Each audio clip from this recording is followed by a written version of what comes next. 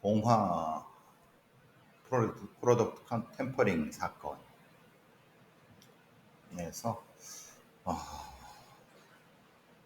사실 여러분들도 얼추 짐작하시는, 그리고 수사진들도 얼추 근데 얘기하지 않았던, 극히 조심스럽게 얘기하지 않았던 거를 경찰 수사진의 간부가 언론을 통해서 쓱 흘렸습니다. 그 내용이 좀 어떻게 보면 해괴하기도 하고, 어떻게 보면은 사실은 어떻게 수사가 매듭 지어진 것인가에 대한 일종의 복선 아니면은 약간의 흘리기 형태일 겁니다. 뉴시스에 나온 기사를 제가 그대로 읽어드리도록 하겠습니다. 뉴시스 2024 7월 30일 10시 29분, 말하면 1시간 전에 나온 기사입니다. 수사팀 관계자는 이렇게 전달을 하고, 농약 중독 증세를 보인 주민 중 가장 늦게 18일 안동병원에 입원해 중환자실에서 치료를 받아오던 85세 A씨가 오늘 7시에 사망 판정을 받았다. 하지만 경찰 수사는 계속 이어진다. 그리고 땡땡 A씨가 중요합니다. A씨가 땡땡 A씨가 이 사건의 피해자였던 아니면 피의자였던 더 많은 정보와 증거를 수집할 수 있었기에 A씨 사망이 수사에 전혀 영향을 미치지 않는다고는 말할 수 없다. 이게 무슨 개소리입니까? 농약 농도 경위를 파악해야 하기에 A씨 사망 여부와 관계없이 수사는 계속 진행할 것이다. 미궁에 빠질 수 있다는 얘기하기는 어려울 것 같다라고 개소리를 떠들었는데, 왜 갑자기 오늘 돌아가신 뒤에 한 3시간 지나서, 8시, 9시, 10시 지나서 뜬금없이 언론에 쓱 흘렸을까요? 이 사람이 사실은 피의자였다는 것을. 이 수사팀 관계자라는 놈이, 그러니까 수사 팀장이나 이런 놈이겠죠. 밑밥을 깝니다. 이 사건의 피해자였던 아니면 피의자, 범인이었던 이 사람이 죽은 것은 사실 관계없이 수사합니다라고 해야 되는데, 수사에 전혀 영향을 미치지 않는다고는 말할 수 없다. 앞에 말과 뒤에 말이 틀리죠. 앞에 말은 얘는 이렇게 얘기하고 싶었던 거예요. 아니, 그 사람을 우리가 사실은 그 범인으로 보고 뭘 했지만은 그 사람이 죽었어도 우리는 계속 수사를 할 거야 라고 말하려고 했는데 말이 꼬였어요. 즉, 수사에 전혀 영향을 미치지 않는다. 수사에 전혀 영향을 미치지 않습니다 라고 했어야 되는 거잖아요. 그죠?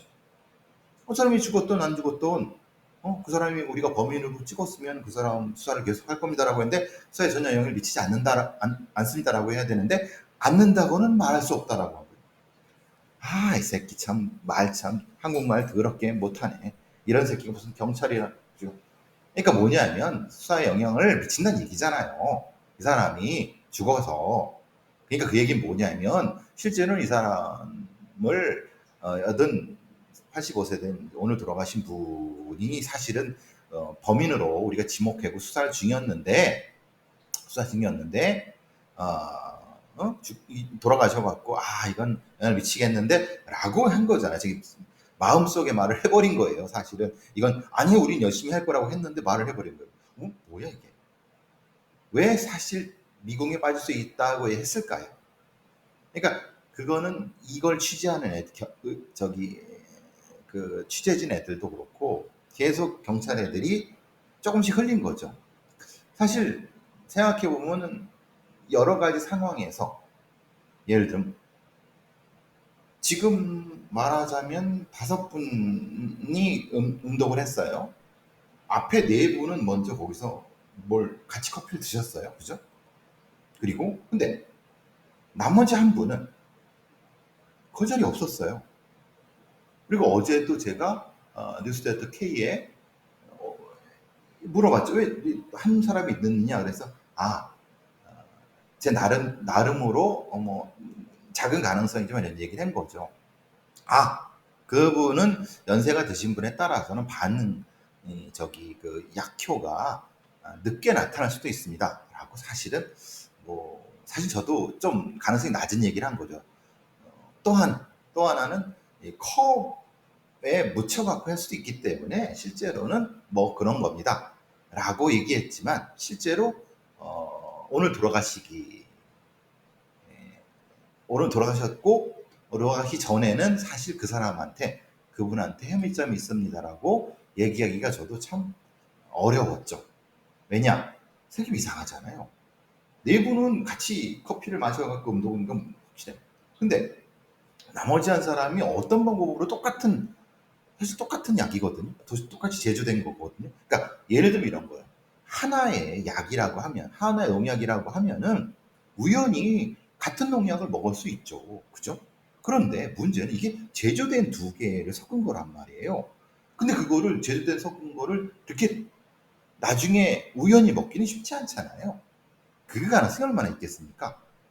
아니면은 사실은 뭔가 어떤 범인이 여기서도 하고 재차로 그 위험을 감수하고 또 했다는 거잖아요. 근데 그렇게 간 큰 사람이 있을 수 있냐?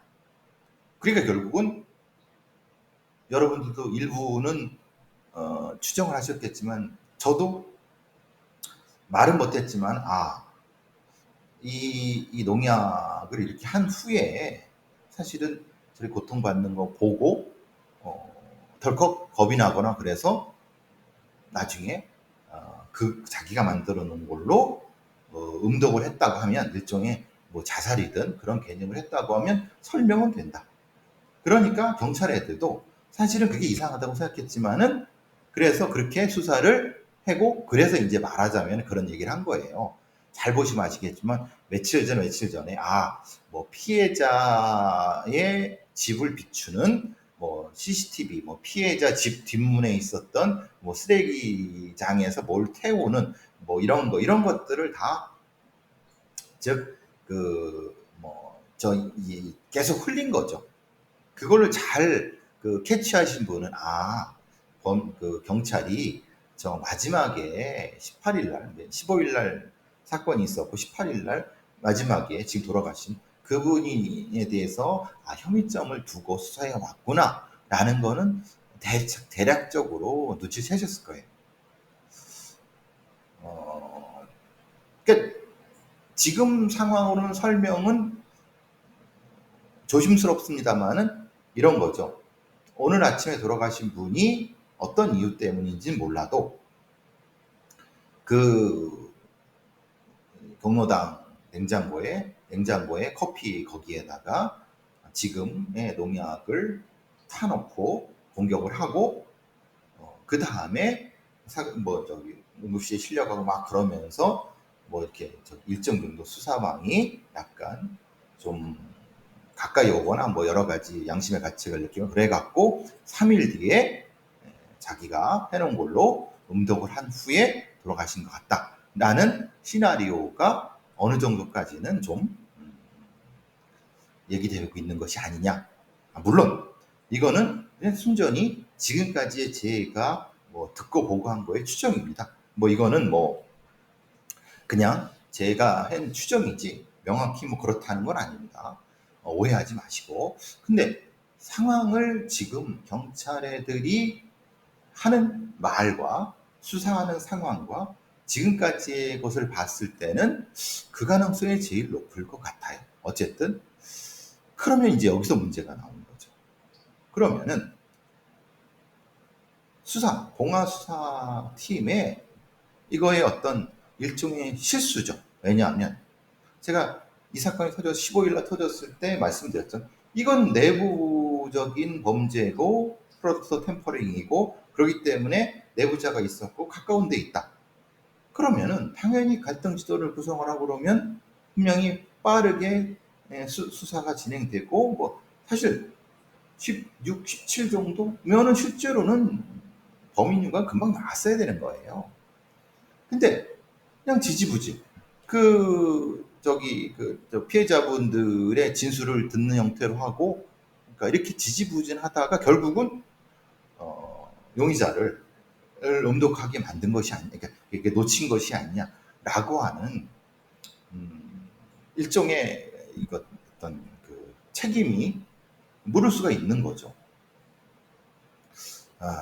일단 모르겠습니다. 일단은 지금의 상황, 오늘까지의 상황으로 봐서는 아마도 제가 추정하는 바가 어느 정도까지는 가능성이 제일 높을 것이 아니냐. 그리고 봉화경찰 애들도 요런 정도로 정리를 하지 않을까. 근데 좀 그래요. 만약에 지금 이렇게 수사 결과를 발표한다. 라고 하면은 이건 수사를 잘한 건가요? 못한 건가요? 제대로 한 건가요? 못한 건가요? 제가 보기에는 이것은 봉화경찰의 수사 실패죠. 왜? 조금만 원칙과 효율적인 방법을 통해 접근했으면은 해결할 수 있었던 것을 그냥 어떻게 보면 뭐예요? 공소권 없음이 되는 거죠. 용의자, 피의자의 사망으로 는 공소권 없음으로. 그러면은 실제로 더 수사할 필요도 없고 어떻게 보면은 그러니까 이렇게 수사되는 것은 정의가 실현되냐? 아니죠. 찜찜한데 그냥 해결된 건 아닌데 그냥 사건은 종결이에요. 그럼 이렇게 수사를 하고 여기에 참여했던 봉화경찰의 수사팀 애들은 어디 가서 내가 뭐 그런 이그 농약 사건을 참여해봤고 뭐 그래서 그 사건에 뭐 이따위로 얘기할까요? 그러니까 마무리를 짓고 수사를 종결시킨 것과 제대로 하는 건 다른 거다. 어쨌든 지금까지의 만약에 이거 만약입니다. 만약에 이 돌아가신 분이 용의선상에 올랐던 그분이고 그 사람이고 이 사람이 만약에 그렇게 사망으로 종결됐다고 하면 이건 너무 찜찜한 거예요. 그럼 그럼 왜 근데 그럼 이렇게 얘기할 수도 유서가 있어? 아니 근데 어르신 그 85이나 되신 분 어르신들은요 그 유서가 있기가 쉽지가 않아요. 그럼 누구한테 유서 씁니까? 수서 쓴다 하더라도 그죠? 그러니까 그런 부분은 애매하고 그러니까 찜찜하죠. 그럼 이 찜찜한 것은 분명히 수사 과정상의 어떤 실수나 아니면 어떻게 보면 약간의 그 게으름 이런 것들로 엄격히 평가해서 징계를 할 수 있을까요? 사실 저는 이런 형태의 수사 종결은 만약에 이렇게 종결된다고 하면 반드시 감찰을 통해서 미적지근한 수사 속도에 대해서 엄정히 감찰을 해야 된다고 봐요. 근데 우리나라의 수사에 대해서 그렇게는 여태까지 그렇게 된 적도 없고 하지도 않을 겁니다. 그러니까 대한민국 경찰이 등신 소리를 듣는 거예요. 저거는 뭐 수사하는 것 같지도 않고 한 것 같지도 않고. 어쨌든 뭐 지금까지 이 얘기는 전적으로 추정에 의해서 한 거고 결론은 모르겠습니다. 어떻게 날지. 근데 제가 얘네들의 수사하는 꼬락서니를 보고 지금 이 돌아가신 분의 상황과 그것에 대해서 수사팀의 관계자 놈이라는 자가 한 말의 꼬락서니를 봤을 때는 그냥 주요 피의자의 사망으로 인한 공소권 없음으로 종결하지 않을까라는 생각이 강하게 듭니다. 여러분 생각 어떠세요? 저는 애들이 이렇게 처리할 것 같은데요. 근데 만약에 이거 진짜 만약에 소설 같은 일이 벌어진다. 예를 들면 예를 들면 진짜 범인이 있어. 범인이 있어. 그 범인이 자기한테 사실은 이 85세 된 분한테 그 농약이든 그거를 거기다 갖다 놓으라고 일종의 시켰거나 아니면 뭔가 이렇게 한 사주범이야. 진짜 범인이야. 그런데 이 85살 분은 그걸 모르고 그냥 했는데 나중에 이렇게 뭐 이상하다 했는데 실제로 진짜 범인이 이 오늘 돌아가신 85세 된 이분을 한테 그 약을 커피라고 드시라고 하고 해서 만약에 살해했다고 하면은 실제로 범인은 사라져 버리는 거 아닌가요? 그런데 실제로 이분은 이 돌아가신 분은 거기에 커피를 갖다 놓은 게 맞아. CCTV 그리고 겁이 나서 그걸 뭐 쓰레기통에서 태웠어. 이분이야. 그러면은 경찰이 이렇게 성서롭이 종결하는 것도 나름 근거는 있겠죠? 근데 정작 범인이 범인을 못 잡았다. 여러분, 제 시나리오는 어떤가요? 그럴 수도 있지 않을까요? 그래서 경찰의 수사라는 것은 빠르고 효율적이고 정확하고 규정에 맞고 과정에 맞게 딱딱 해야 된다는 거예요. 과정을 놓치고 절차를 놓치고 무엇인가 빠뜨리고 그러니까 허부적 대다가 어쩔 수 없이 뭐 관련된 사람 뭐 이렇게 하다가 이러지 않았으면 좋겠다. 이 수사가 제발 얘네들이 봉화경찰이라는 수작질과 달리 범인을 좀 잡았으면 좋겠다. 지금 하는 수작질로 봐서는 이거는 제가 말한 대로 그대로 끝날 것 같은데요. 이건 좀 양재웅 뭐 EXID 한이와 결혼한다. 양재진 동생. 제가 뭐 며칠 전에 그저께 올린 것도 있죠. 양재웅이 어제 사과문을 올렸어요. 그것도 소속사를 통해서 고인과 가족을 잃고 슬픔을 가진 유가족분에게 진심 사과드린다라고 했어요. 그런데 저는 이게 이상해요. 아니, 돌아가신 건요, 실제로는 5월이에요. 지금 7월이에요. 아니, 그러면, 여태까지, 이 유가족들이 방송에 제보하고, 1인 시위하고, 피켓팅하고, 이 많은 걸 할 때, 들은 척도 안 하고 본 척도 안 했던 양재웅이라는 사람이, 자기가 본인 병원장이니까, 이 SBS에 나오고 MBC에 나오고 뭐 중앙일보에 나오고 다 그냥 하니까 이제서야 29일 어제서야 소속사를 통해서 사과문을 올린다? 자기는 손이 없어요, 발이 없어요. 진짜 사과할 거면 그 유가족한테 직접 찾아가서 말로 고개를 숙여서 사과를 드려야죠. 거기서 아무리 시원한 소리가 나온다 하더라도 본인이 잘못한 건 맞잖아요. 그 잘못한 게 의료법을 어겼는지 아니면 그건 또 다른 문제죠. 어쨌든 본인이 책임하게 있는 병원에서 사망한 거니까 도의적인 책임은 반드시 앞에서 사과를 드리는 게 맞는 거 아닌가요? 근데 이게 이건 진짜 양아치 짓입니다. 양재홍 씨. 제가 양재진 원장도 알고 그러는데 양재홍 씨 이건 진짜 양아치 짓입니다. 예? 왜?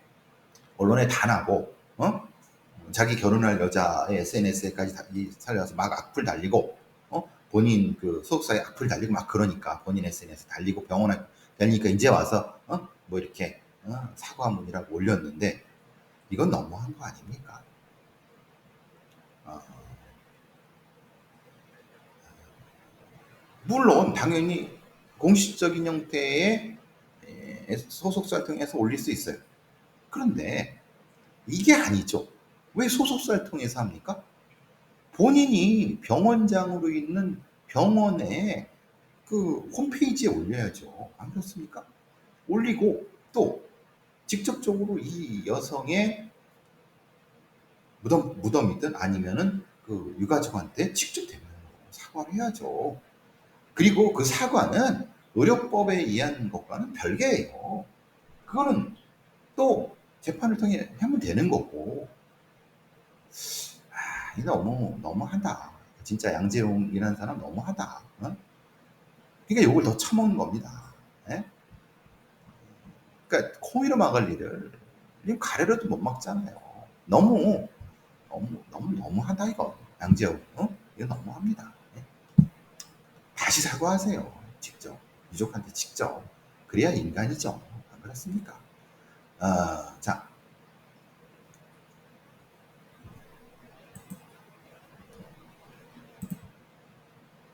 어, 이원모란 사람이 있는데, 이거 글쎄, 이원모란 사람이 대통령실 공직기강 비서관입니다. 이전엔 인사비서관이었고. 근데, 이런 거예요. 이원모가 왜 문제가 되냐면, 치안정감. 그러니까 이상민 장관이 치안정감을 면접하는 자리가 있었나 봐요. 그 면접하는 자리에 자기도 가서 면접을 했다. 여태까지 장관이 직접 치안정감, 예를 들면 서울청장이나 서울경찰청장이나 아니면 부산경찰청 같은 애들을 직접 면접했다는 소리는 못 들었어요. 왜냐하면 실제로 경찰이라고 하는 건 수사를 책임지는 청장이고, 이런 사람은 정치적인 정무직에 있는 장관이 직접적으로 통제 관할을 못하게 해야 돼요. 왜냐하면 정치적인 어떤 오해를 받을 수 있기 때문에. 그래서 여태까지는 실제로는 경찰 뭐 인사위원회라든가 이렇게 간접적으로 하고, 그 다음에 이제 뭐 대통령 뭐 민정수석이라든가 이런 데에서 일부 뭐 이렇게 하거나, 그냥 국가 원수로서 인사권을 행사하는 그런 건데, 일단은 행안부 장관이, 그러니까 경찰국 신설이 잘못됐다고 하는 거고, 장관이 면접을 보는 그것도 이상하고, 그럼 안 되는 거고, 그럼 이용모란의 인사비서관회가 거기 자리에 있었다는 것도 이상하고. 그러니까 그럼 어떻게 돼야 되냐? 면접을 보면 안 되죠. 어떻게 합니까? 실제로는 인사청문회를 해야죠. 즉 말하자면, 그러니까 이제 인사위원회의 인사위원들이라든가 아니면 기록에 의한 걸로 그가 해왔던 다양한 사건이라든가 어떤 행정처리 같은 기록을 꼼꼼히 분석해서 그 결과를 통해서 점수를 매겨서 거기에 대한 평가를 하고, 비대면으로 그 다음에 인사위원회를 구성해서 그 인사위원들이 직접 면접을 해서 그 결과를 대통령한테 복수로 보고하면 거기서 되는, 그걸 취합하는 애들이 인사비서관인 겁니다. 그러니까 그런 어떤 그 비서관과 장관과 대통령 역할이 뭔지도 모르는 놈들인 것 같아요. 이상민이나 이영모나 이런 자들은. 그러니까 이게 이렇게 돼야 되는 걸 모르는 거냐? 그러니까 이제 얘네들이 생각하는 건 이런 거예요. 그래서 그냥 나오는 게 그거잖아요. 김건희 영부인이란 사람이 그 최재형 목사가 따르면 무슨 금융위원회 인사에도 개입하고, 뭐 지가 무슨 이제 장차관도 개입하고 막 다 지가 다 전화로 뭐 했다. 그건 최재형의 어떤 그냥 혼자 얘기일 수도 있는 거니까, 뭐 저기 진부 여부가 밝혀진 건 아니니까. 근데 맥락상으로 봤을 때, 야 이거는 그냥 지가 인사비서관회가 가서, 야 인사 면접하고 그거 직접 보고하고 너 오케이. 이 국가기관에 의한 고위공무원들의 인사 시스템을 완전히 그냥 묵사발을 만드는 거예요. 이게 도대체 뭐가 문제 있는지도 모르는 애들이에요. 이상민 장관이나 그 비서관이나 그 위에 있는 애들이나 이게 도대체 뭐 하는 짓거리입니까? 이게 지금의 대통령실이 완전히 인사 시스템을 그냥 개묵사발 만드는 거거든요. 이 정도의 민주적인 어떤 의식도 기본 소양도 없었나? 전 너무 해괴해서 저는 이런 일도 있나? 이런 생각이 듭니다. 시스템을 망가뜨리는 거예요. 이거는. 어쨌든 그렇습니다.